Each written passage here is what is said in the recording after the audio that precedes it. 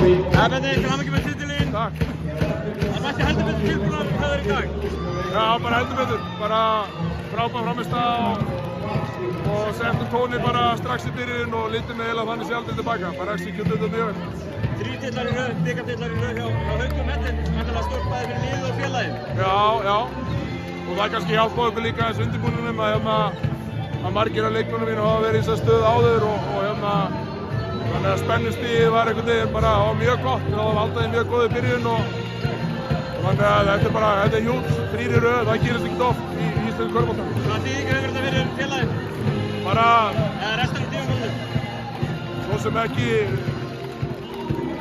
Þetta er góð spurning, en við veitum bara að þetta er bara einn titill og við þurfum að njóta hans í dag og í kvöld og gefur okkur vonandi búst og svona sjálfstraust. En það er bara leikur miðvikudaginn móti Val og við fögnum í kvöld og svo sjáum við til hvað gerist.